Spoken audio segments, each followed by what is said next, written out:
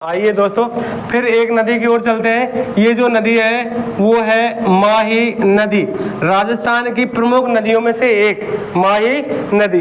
अब मैंने पहले भी बताया था कि अगर वो कोई भी नदी अपना पानी अरब सागर की ओर उड़ेलती है तो अरब सागर की ओर प्रवाहित होने वाली नदी, और बंगाल की खाड़ी की ओर प्रवाहित होने वाली हो तो बंगाल की खाड़ी की ओर प्रवाहित होने वाली नदी। अब इसमें जो देखने की बात है, ये जो नदी है ये निकलती है महू एमपी से, ये भी उसी महू एमपी से निकलती है जिस जगह से चंबल नदी निकलती है, लेकिन ये निकलती है मेहद झील, ये निकलती है मेहद झील। अगर कहें तो अमरोरू की पहाड़ियाँ, कहाँ की? अमरोरू की पहाड़ियाँ, अमरोरू की पहाड़ियों से ये नदी निकलती है। यहाँ से मैंने पहले भी बताया था कि ज्यादातर जो नदियां होती है वो कहाँ से निकलती हैं? पर्वतों से। उसके पीछे जो कारण है कि जो पर्वतों के पास में संचयन करने का, पानी को संचयन करने का जो तरीका है वो काफी देर तक वो अपने पानी को अपने पास में बनाकर रखती है, और ये यहाँ से निकलने के बाद में बांसवाड़ा में प्रवेश करती है। ये यहाँ से निकलने के बाद में बांसवाड़ा में प्रवेश करती है, और बांसवाड़ा में जिस जगह पे प्रवेश करती है वो गाँव है खांदू गाँव। कौन सा गाँव है? खांदू गांव। खांदू गांव बांसवाड़ा से प्रवेश करती है। बांसवाड़ा ये वही जिला है जिसे 100 द्वीपों का शहर कहा जाता है। जैसे भारत का चेरापूंजी, भारत की विश्व की सबसे ज्यादा बारिश कहाँ होती है? मौसिनराम चेरापूंजी में।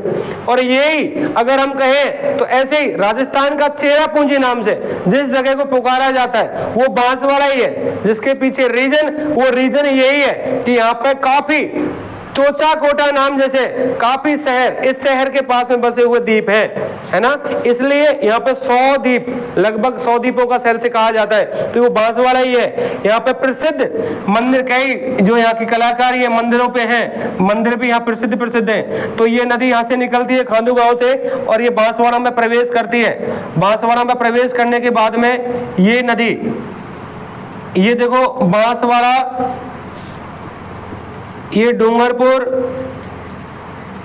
और ये हो गया आपका प्रतापगढ़। तो ये नदी बांसवाड़ा में प्रवेश करती है। बांसवाड़ा में प्रवेश करने के बाद में इस नदी के ऊपर प्रसिद्ध बांध माही बजाज सागर बांध बना है। इसके ऊपर माही बजाज सागर बांध बना हुआ है। अब ये जो बांध है ये माही बजाज सागर बांध, ये कौन से जिले में है? बांसवाड़ा में है। इस पानी के ज्यादा लोड को कम करने के लिए, पानी को कम करने के लिए, इसको पानी को और उठाने के लिए से पहले एक बांध और बनाया गया।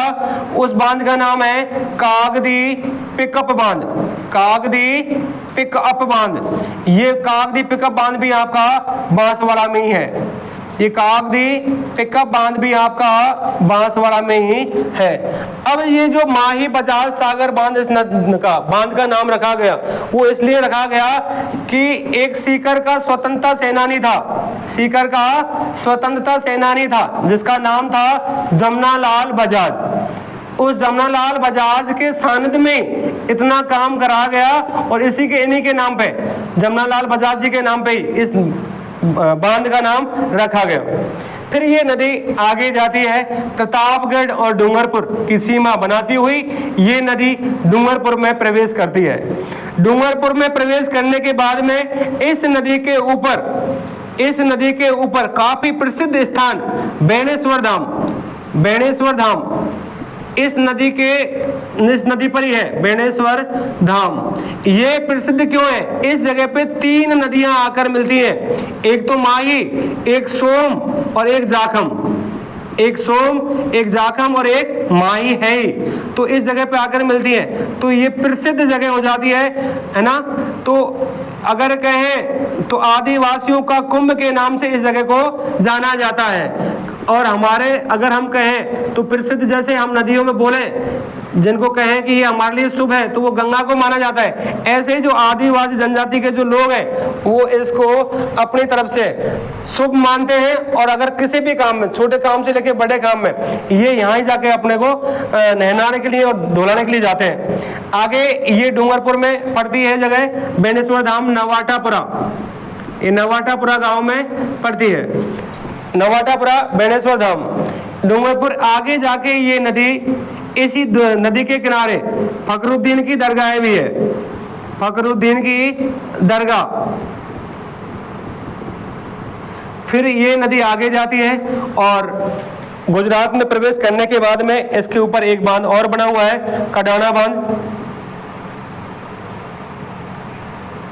अंत में जाके ये नदी अरब सागर में अपना पानी उड़ेल देती है, अरब सागर में। तो ये नदी भी अरब सागर की ओर प्रवाहित होने वाली नदी हुई। इस नदी की कुल लंबाई 576 किलोमीटर है। यानी इस मेहद झील से निकलने के बाद में, अमरोरू की पहाड़ियों से निकलने के बाद में और यहाँ से लेके यहाँ अरब सागर तक जहाँ तक ये नदी जाती है, इसकी लंबाई 576 किलोमीटर है। और राजस्थान में इसकी लंबाई देखते हैं तो मात्र 171 किलोमीटर है। अब ये इसकी कुल लंबाई हुई। सिर्फ आगे देखने में ये एक बार रिवाइज करवाता हूँ कि ये आपकी जो नदी है वो अमरोरू की पहाड़ियाँ महू एमपी से निकलती है। निकलने के बाद में ये राजस्थान में जो प्रवेश करती है वो खांडू गांव से करती है। कहाँ से करती है? खांडू गांव से। ये खांडू गांव आपका बांसवाड़ा में है। यहाँ से निकलने के बाद में ये नदी जाती है बांसवाड़ा में। प्रमुख जो बांध है आपका माही बजाज सागर बांध, वहाँ एक बांध बना हुआ है। ये जो बांध बना हुआ है वो सीकर के स्वतंत्रता सेनानी जमना लाल बजाज के नाम पर बना है। इसके लोड को कम करने के लिए एक बांध बनाया गया जिसका नाम कागदी पिकअप बांध है। ये भी आपका बांसवाड़ा में ही है। आगे जाके ये नदी प्रतापगढ़ और बांसवाड़ा की सीमाएं बनाती हुई डूंगरपुर में प्रवेश करती है। और ये प्रसिद्ध जगह या तीन नदियों का एक संगम है, तीन नदियों के संगम बनाती है। और ये जो नदियां हैं, तीन नदियां सोम, जाखम और माही है।